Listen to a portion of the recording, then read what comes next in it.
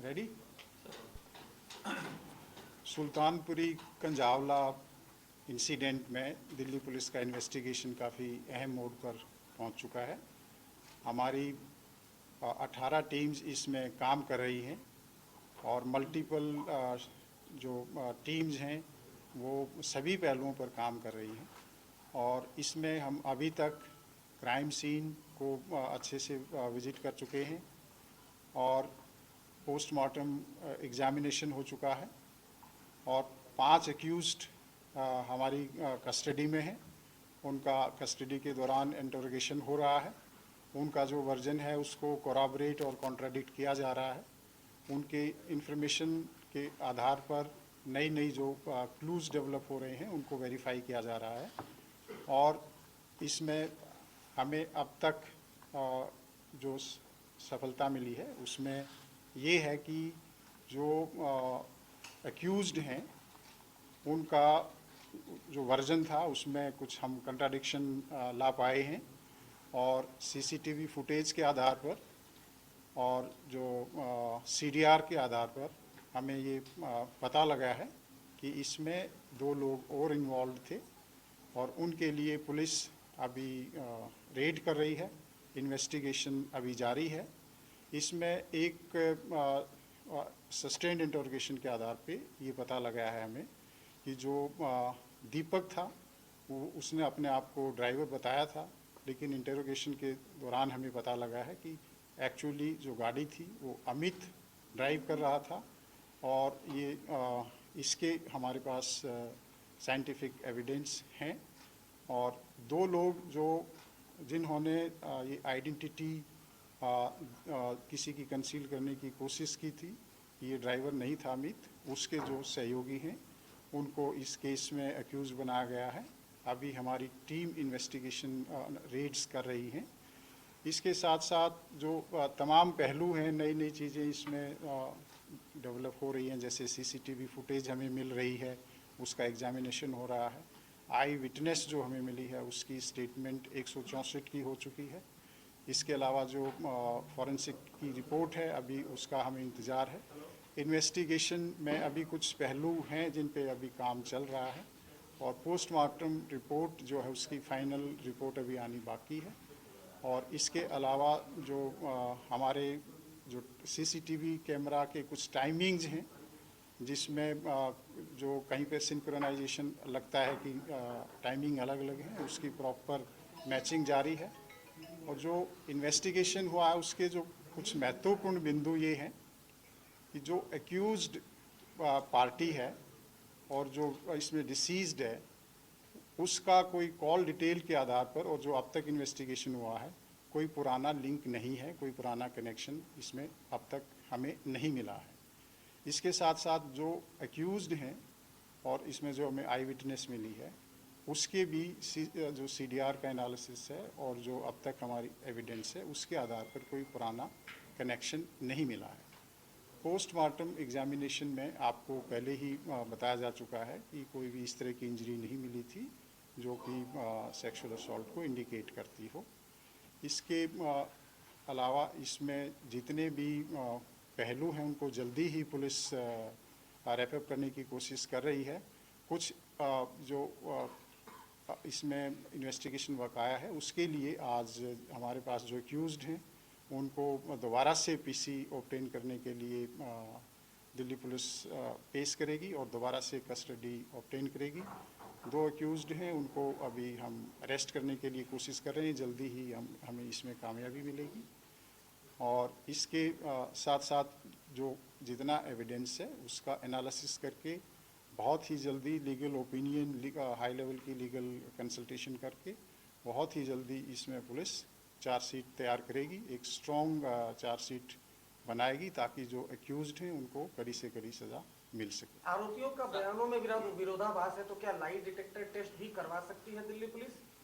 Investigation एक ongoing और dynamic प्रक्रिया है। अभी मैंने बताया कि इसमें कुछ पहलू बाकी हैं, इन्वेस्टिगेशन अभी जारी है और अगर किसी तरह की हमें रिक्वायरमेंट हुई तो जो जितने भी इन्वेस्टिगेशन की रिक्वायरमेंट हैं जो प्रोसेसेस हैं उसके तहत हम कार्रवाई करेंगे। किसी ने बोला था वो शराब के नशे में थी, तो ये क्या वेरीफाई होगा है सर? एक हाँ, क्या क्वेश्चन किसी प्लीज? ने बोला था उसकी दोस्ती कि वो शराब के नशे में थी उस रात, तो निधि खुद या नहीं पीड़िता के बारे में जो आई विटनेस है, वो आई विटनेस का जो स्टेटमेंट 164 में हमने दर्ज कराया है, उसके जो कंटेंट हैं वो मैं आपको रिवील नहीं कर सकता। उसने कहीं कोई प्राइवेट स्टेटमेंट दी है, उसके बारे में मेरे लिए कुछ कहना संभव नहीं है। इसके अलावा जो पोस्टमार्टम एग्जामिनेशन की फाइनल रिपोर्ट आएगी, उसके आधार पर हम कह सकते हैं कि पी थी या नहीं पी थी। वैसे भी अगर कोई ड्रिंक करता है या नहीं करता है, इस केस में कोई रेलेवेंस नहीं रखता, क्योंकि 304 आईपीसी का केस है, तो वो एक फैक्ट इरेलीवेंट है और वो हमारे लिए कोई बहुत रेलेवेंट फैक्टर। सर दो आरोपी आपने बताया कि दो आरोपी हैं। सर जो दो आरोपी हैं, जो नए ये कौन लोग हैं और दोनों के कैसे नाम। इनका नाम सामने आया? दोनों का नाम। ये एक आशुतोष है और दूसरा अंकुश खन्ना है। सागर सर इस साइड गाड़ी अभी सवाल भी है बेसिकली सागर सर एक सर एक सेकंड निधि को लेकर के जो 3 सवाल हैं। पहला मैं नहीं सर एक सेकंड की बात की आपने, चार्जशीट दाखिल करेंगे तो कब तक इसमें चार्जशीट दाखिल हो जाएगी? देखिए, जैसे कि मैंने बताया कि इसमें इन्वेस्टिगेशन काफ़ी आगे बढ़ चुका है। जो प्राइमरी चीज़ें थी हम कर चुके हैं, लेकिन बहुत इम्पॉर्टेंट चीज़ें भी अभी बची हुई हैं। तो हम पीसी लेंगे, उसके बाद हमारी कुछ रिपोर्ट्स आएंगी, कुछ कैलिब्रेशन होगा, एनालिसिस होगा, लीगल ओपिनियन ली जाएगी। उसके बाद पूरी तरह से एविडेंस कलेक्ट करके हम इसको चार्जशीट करेंगे। लेकिन हमारी कोशिश है जल्दी होगी। जैसे कि आपको मालूम है कि 1 तारीख का इंसिडेंट है, आज 5 तारीख है। 5 तारीख की सुबह तक हमने क्या क्या काम किया। हमारी 18 टीम लगी हुई हैं, बहुत ही एक्सपीरियंस्ड ऑफिसर्स की। डीसीपी खुद एसआईटी हेड कर रहे हैं, ज्वाइंट एडिशनल सीपीयूज को गाइड कर रहे हैं, और डीसीपी द्वारका भी इसमें हमें सहयोग कर रहे हैं। तो बहुत ही स्ट्रॉन्ग एंड कैपेबल ऑफिसर्स की 18 टीम है जो दिन रात काम कर रही हैं, आप सभी को मालूम है। तो मुझे उम्मीद है कि हम जल्दी ही इसमें चार्जशीट आपने लिया उनकी क्या हाँ भाई, कैसे वो इसकी क्लियरिटी कर दीजिए कि दीपक अमित का क्या है, आशुतोष और उनका क्या है। ये बहुत इंपॉर्टेंट है। छुपाया? हाँ, देखिए, इसमें जो 2 नाम आए हैं नए हमारे एक्यूज्ड हैं, एक जो एक्यूज्ड है उसका भाई है ये। तो उन्होंने ये देखते हुए कि इसके पास ड्राइविंग लाइसेंस नहीं है और ये एक एक्सीडेंट का ही केस है, किसी दूसरे आदमी को सजेस्ट किया कि तुम कहो कि मैं गाड़ी ड्राइव कर रहा था। तो ये उन्होंने एविडेंस को डिस्ट्रैक्ट किया, क्रिमिनल को स्क्रीन करने की कोशिश की है। तो वो हमारा इस केस में एक्यूज्ड बनता है। इसके साथ जिसकी गाड़ी थी उसको भी मालूम था कि गाड़ी कौन लेकर गया है। गाड़ी दीपक लेकर नहीं गया था, गाड़ी दूसरा लेकर गया था। तो उसने भी जो पुलिस है उसको एक तरह से मिस इन्फॉर्मेशन दी है और इसमें एक्यूज्ड को हेल्प करने की कोशिश की है। 3 सवाल प्लीज अपने सर क्या अमित के पास मैं सभी का जवाब दूंगा। आप रिलैक्स कीजिए, पहले इसको कंप्लीट करने दीजिए। ठीक है। इसका एक मिनट, इससे जब ये एक्सीडेंट हुआ और जहां गाड़ी लास्ट तक गई, उस दौरान ये दोनों कहीं थे या बाद में ऐड हुए? दो कैसे ऐड हुए? ये 2 लड़के जो नए आए हैं, इनका रोल क्या सिर्फ नाम छुपाया ड्राइविंग के चक्कर में, या जो भी इंसिडेंट हुआ एक्सीडेंट का उनमें कहीं इनकी इन्वॉल्वमेंट की, बीच में उतर गए? कार में बैठे थे कि नहीं थे? एंट्री कहाँ? मैं इसको कंप्लीट कर लेता हूँ। इसमें इन दोनों में से कोई कार में कहीं हमारे पास अभी तक एविडेंस नहीं आया है। इन्होंने एक तरह से इनको स्क्रीन करने की कोशिश की है, मिस इन्फॉर्मेशन किया है, इनको हेल्प किया है। जिन्होंने क्राइम किया, जिन्होंने इतना ग्रूसम क्राइम किया है, उनको प्रोटेक्ट करने की कोशिश की है। तो ये एक क्रिमिनल ऑफेंस अपने आप में बनता है। तो इसलिए हमारी बहुत सी टीम्स अभी लगी हुई हैं, इनको भी हम अरेस्ट करेंगे, फिर इनका फर्दर सस्टेन्ड इंटरोगेशन होगा और उसके आधार पर इन्वेस्टिगेशन आगे बढ़ेगा। इसके साथ साथ कि ड्राइविंग लाइसेंस नहीं था अमित के पास, अभी तक जो इन्फॉर्मेशन है वो नहीं था। अगर बाकी इन्वेस्टिगेशन अभी जारी है, फाइनली कुछ उसमें होगा तो हम आपसे फिर शेयर करेंगे। सर, निधि को लेकर के 2-3 सवाल उठ रहे हैं। पहला सवाल, परिवार कह रहा है कि निधि का रोल सस्पिशियस है, 302 का मुकदमा दर्ज होना चाहिए। दूसरा सवाल, जो निधि की मां कह रही है कि निधि ने खुद ये बताया कि जो गाड़ी को आगे पीछे करके पीड़िता के ऊपर चढ़ाया गया, मृतका के ऊपर चढ़ाया गया, क्या 302 का मुकदमा बनता है?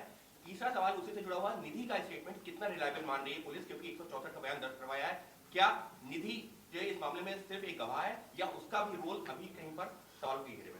अभी तक जो पुलिस का इन्वेस्टिगेशन है, इसमें आपको सभी को मालूम है कि आपके दिमाग में भी बहुत से क्वेश्चंस थे, हमारे दिमाग में भी बहुत क्वेश्चंस थे कि ये क्या कोई इसके साथ और था या कहाँ से ये आई थी, लास्ट सीन कौन था, ये सारे तमाम क्वेश्चंस आपके दिमाग में भी थे, हमारे दिमाग में भी थे। तो इसलिए पुलिस इस मामले में लगी हुई थी। सारी छानबीन के बाद एक हमें पता लगा कि ये लास्ट लोकेशन कहाँ आ रही थी लड़की की। हमने वो स्पॉट आइडेंटिफाई किया, वहाँ से कुछ हमें क्लू मिले कि यहाँ से ये लड़की किसी और के साथ बैठकर कहीं आ रही है।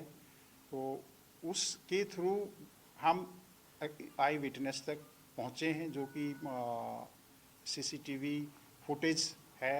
इसके साथ साथ जहाँ पर ये दोनों लड़कियाँ थी, वहाँ पर जो होटल है उसका रिकॉर्ड है, उसका डॉक्यूमेंट्री एविडेंस है, किसके नाम बुक है, किसने बुक कराया है, उस तरह की डिटेल हमारे पास है। तो लास्ट सीन हमने इस्टेब्लिश किया, बिकॉज कहीं भी कोई भी जब कोई इस तरह का हादसा होता है, मिसिंग है या कोई मर्डर है, तो हमारे लिए ये बहुत इम्पॉर्टेंट है कि ये लास्ट में कौन था या कोई आई विटनेस है इसका।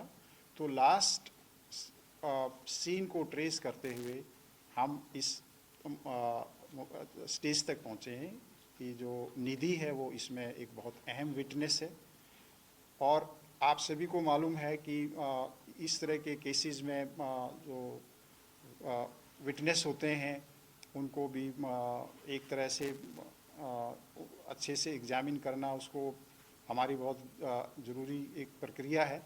और जैसे ही हमें लगा कि ये एक हमारे पास अहम एविडेंस है और बहुत ही ये सही एविडेंस है, हमने 164 CRPC के तहत कोर्ट में एविडेंस कराया है, ताकि कोई ये एलिगेशन आए कि ये पुलिस की स्टेटमेंट है या पुलिस ने इसको ट्यूटर किया है। वो एक इंडिपेंडेंट एजेंसी है, आप सबको मालूम है, वहाँ का प्रोसीजर सबको मालूम है। मुझे खुद पर्सनली उस जो रिपोर्ट है उसके कंटेंट नहीं मालूम है, पर इतना मालूम है कि हमारा जो इन्वेस्टिगेशन है उसमें सपोर्ट मिल रही है और इसमें इन्वेस्टिगेशन की प्रक्रिया जारी है। क्या 302 जहाँ तक उसको बताने वाली बात है या इसने क्यों नहीं रिपोर्ट किया, ये क्वेश्चन हमारे दिमाग में भी आता है कि नॉर्मली आप कोई भी हादसा होता है तो उसमें आप इन्फॉर्म करते हैं और या आप पुलिस को इन्फॉर्म करते हैं या किसी रिश्तेदार को बताते हैं। हमारे दिमाग में भी है, हमने भी काउंसलिंग की है, पूछा समझने की कोशिश की है। कई बार कोई ट्रॉमा हो सकता है, कई बार कोई दूसरी वजह भी हो सकती है। तो सभी पहलुओं पर इन्वेस्टिगेशन अभी हो रहा है, क्योंकि ये एक ओपन एंडेड प्रक्रिया है। जब तक कि हम फाइनली चार्जशीट फाइल नहीं कर सकते, और इनफैक्ट उसके बाद भी सप्लीमेंट्री चार्जशीट का प्रोविज़न हम रख सकते हैं। इसके अलावा कि इन्होंने अपनी मदर को बताया कि ऐसा हुआ, उस पहलू पर भी हम इन्वेस्टिगेशन करेंगे, कि पूछेंगे कि क्या सिचुएशन थी, क्या वो सही बात है नहीं है, और उसमें क्या क्या अटेम्प्ट हुई किसी को इन्फॉर्म करने की या नहीं हुई। वो एक इन्वेस्टिगेशन है, उस पर हम आगे काम करेंगे। 302 वाला भी पुलिस था, तो क्या निधि ने इस लड़की को बुलाया था, जो मृतका है उसे बुलाया था निधि ने, या ये कहानी क्या है? क्योंकि 4 लोगों का भी इन्वॉल्वमेंट था पहले, कल परिवार की तमाम चीजों पे सवाल भी उठा रहा था। देखिए sir latest CCTV footage sir 302 वाला अगर आप 302 बता दें कि 302 का मामला कहीं से बनना है, क्योंकि परिवार यही मांग कर रहा है कि 302 का मामला बनना चाहिए। और जिस तरीके से जो चीजें सामने आ रही है, चाहे वो निधि क्या मैं जिस तरह से हमारे पास अभी डिटेल आ रही है और इन्वेस्टिगेशन में हमें स्टेटमेंट्स के माध्यम से या दूसरा इंटरोगेशन के माध्यम से पता चल रहा है कि ये जो इंसिडेंट है, it's a very gruesome incident. और इसके लिए कि सही मायने में जो विक्टिम है अंजलि है उसको जस्टिस मिल सके, तो हमारे लिए ये बहुत ज़रूरी है कि हम जो एविडेंस है वो कड़े से कड़ा एविडेंस, सख्त से सख्त एविडेंस इकट्ठा करें और जो बिल्कुल सही एप्रोप्रिएट सेक्शंस हैं उनमें हम चार्जशीट तैयार करें। इसके लिए हमारे पुलिस अधिकारी बहुत जो एक्सपीरियंस्ड लोग हैं वो लगातार इस पे चर्चा कर रहे हैं और जो लीगल एक्सपर्ट्स हैं उनकी भी ओपिनियन ली जा रही है और इसमें एक स्पेशल पब्लिक प्रोसिक्यूटर भी अपॉइंट किया जा रहा है ताकि किसी भी तरह से ये जो केस है हमारे कोई ये कोलैप्स ना करे, फेल ना हो, कोई इसमें कोई लूप होल ना रह जाए, इन्वेस्टिगेशन पॉइंट ऑफ व्यू से and legal point of view से। 302 लगना या 304 लगना ये एक लॉ का मैटर है, इसमें मेरे चाहने से या किसी और के चाहने से बिना एविडेंस के, बिना फैक्ट एंड सर्कमस्टांसेस के नहीं हो सकता है। इसका पूरी तरह से उसके लिए, मर्डर के लिए आप सभी को मालूम है कि एक मोटिव होना बहुत ज़रूरी होता है, एक इंटेंशन होना बहुत ज़रूरी होता है। अभी तक का जो इन्वेस्टिगेशन है उसमें हम इस स्टेज पे नहीं पहुंचे हैं। जैसे कि मैंने आरंभ में बताया कि सीडीआर और सीसीटीवी के एनालिसिस से एक्यूज्ड और डिसीज्ड का कहीं कोई कनेक्शन हमें नहीं मिला है। इसके साथ साथ जो एक्यूज्ड हैं उनका और जो आई विटनेस है उसका भी कोई कनेक्शन हमें नहीं मिला है। कोई हादसा होता है और उसमें अगर कोई मोटिव या कोई एक इंटेंशन क्लियर कट ना हो तो उसमें 302 इस्टेब्लिश करना पुलिस के लिए एक बहुत बड़ा चैलेंज है। ये केस आप देखते हैं, पहले भी इंसिडेंट हुए हैं, एक BMW का इंसिडेंट था, मैटर बहुत हाई लेवल सुप्रीम कोर्ट के लेवल तक जाता है। 304, 302, 304A ये लीगल इश्यूज हैं, पुलिस को जो लॉ के तहत कार्रवाई करनी पड़ती है। तो अभी तक का इन्वेस्टिगेशन क्लियरली इंडिकेट करता है कि 304 के लिए फिट केस है। उसके लिए भी हमें बहुत ही स्ट्रॉन्ग एविडेंस इकट्ठे करने हैं और वो काफ़ी कुछ हमारे पास आ चुके हैं और काफ़ी एविडेंसेस और अब हम इकट्ठा करेंगे।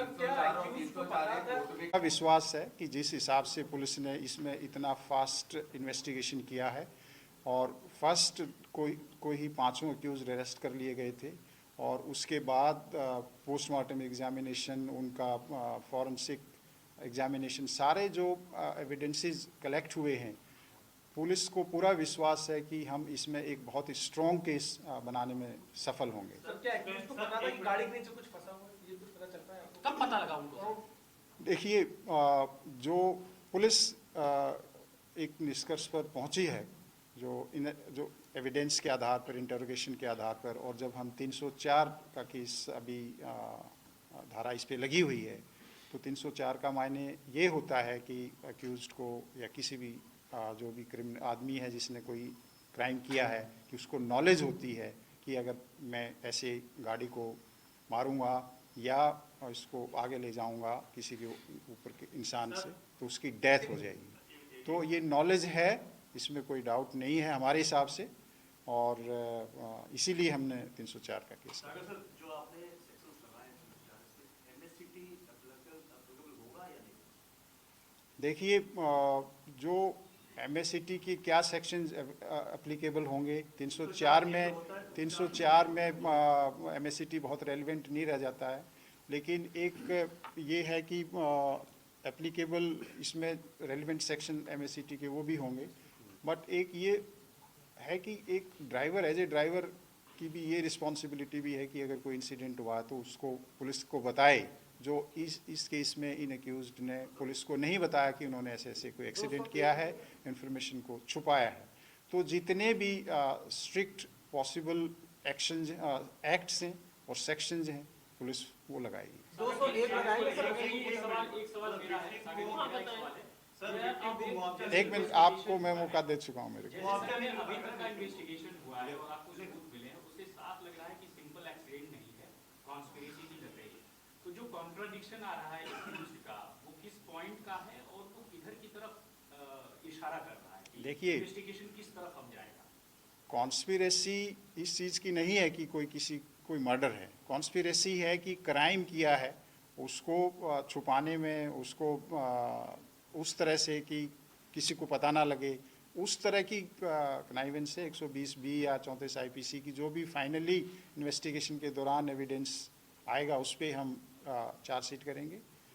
लेकिन ये बिल्कुल सही बात है कि इसमें कहीं न कहीं उनको मालूम था कि ये ऐसा कोई ह्यूमन बॉडी है जिसके साथ एक्सीडेंट हुआ है।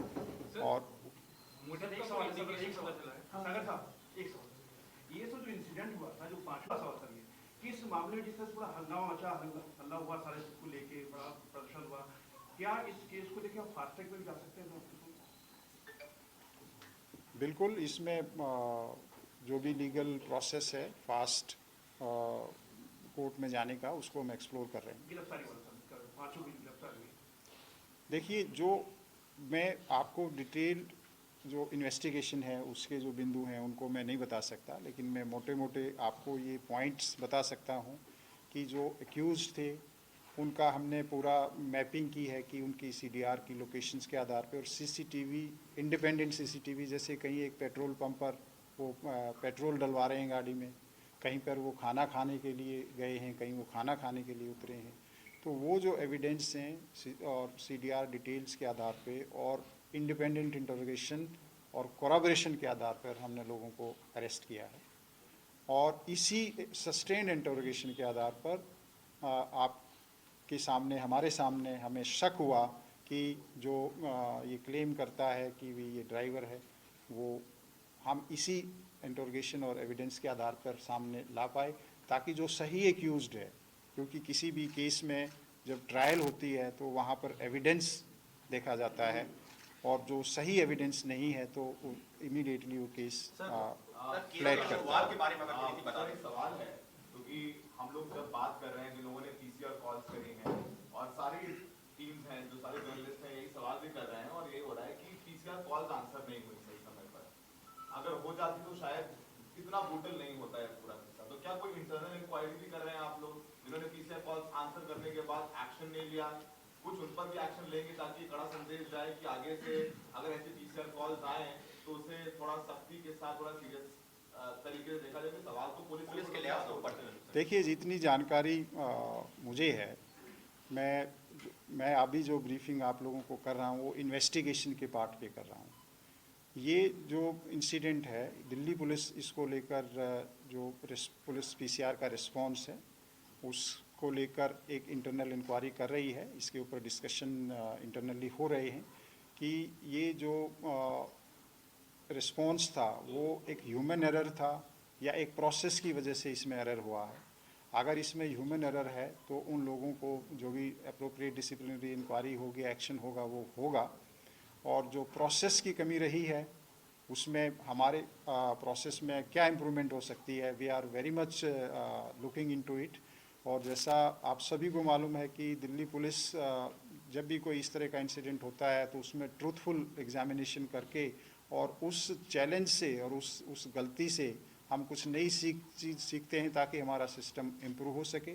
आप सभी को मालूम है कि वो 9 वर्ष की रात थी और जितने भी ऐसे बिजी मार्केट्स एरियाज़ होते हैं, मॉल्स होते हैं, जहाँ पे हाई फुटफॉल होता है, तो जो पुलिस की डिप्लॉयमेंट है थोड़ा सा वो डायनेमिक होती है और depending upon the nature of requirement of that particular day हम डिप्लॉयमेंट पैटर्न में थोड़ा सा चेंज करते हैं। कई बार उन एरियाज़ में जहाँ पे आपको लगता है कि डिप्लॉयमेंट कम है, कई बार हमें वहाँ पे बढ़ानी पड़ती है। कई जगह आपको लगता है कि यहाँ ज़्यादा है, कई बार हमें कम करनी पड़ती है।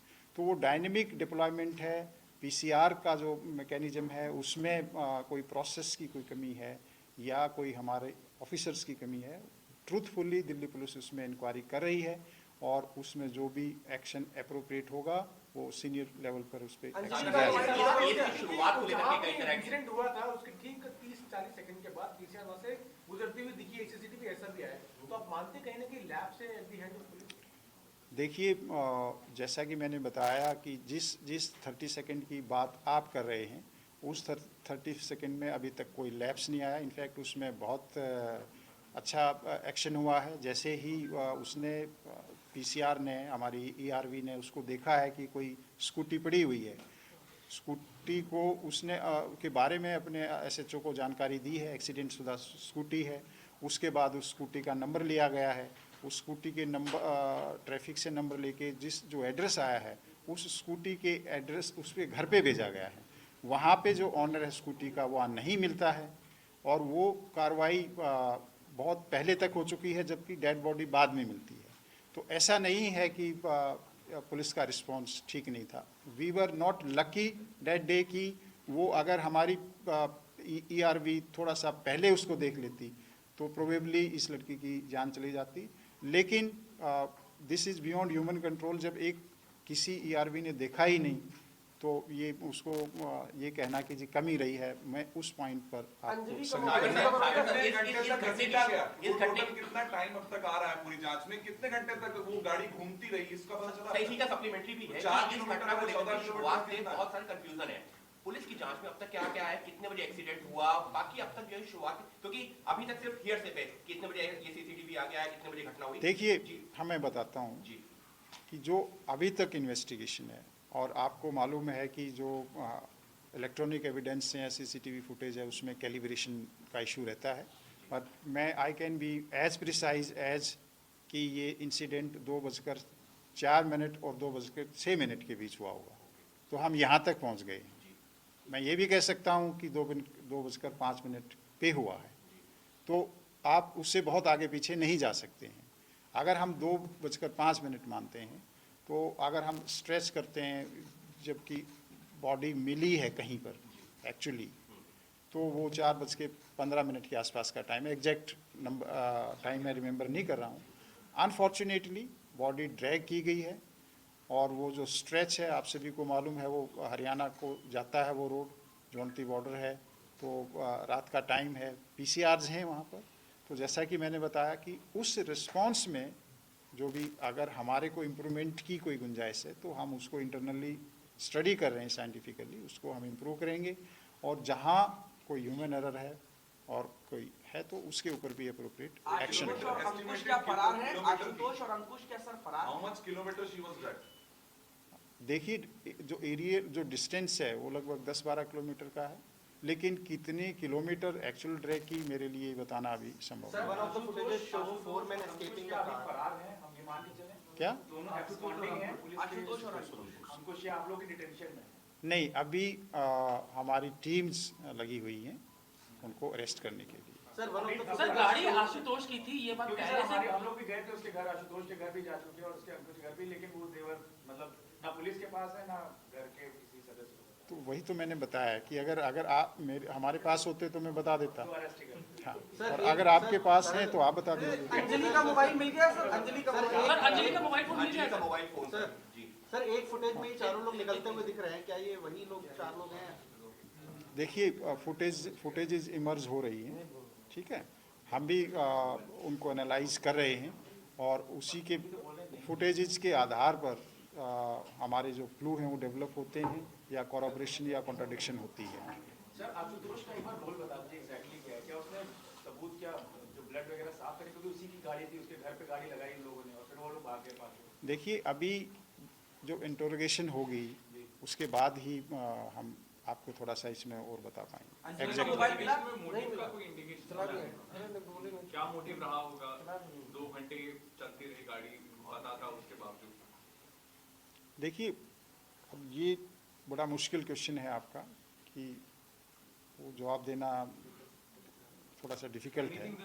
मैंने जैसे कि बताया कि इसीलिए हमने 304 IPC ऐड किया है। सर जो कार पार्क हुई थी उसके बहुत कम समय में FSL की टीम वहां पहुंच गई, तो क्या कार से उस वक्त अब आई थिंक लास्ट क्वेश्चन है, वेरी इंपॉर्टेंट क्वेश्चन मिस्टर अभी अनिल। ठीक है, लेकिन परिवार ने मना कर दिया कि वो पहले से निधि को नहीं जानते, अंजलि के साथ कोई संबंध नहीं थे, दोस्ती नहीं थी।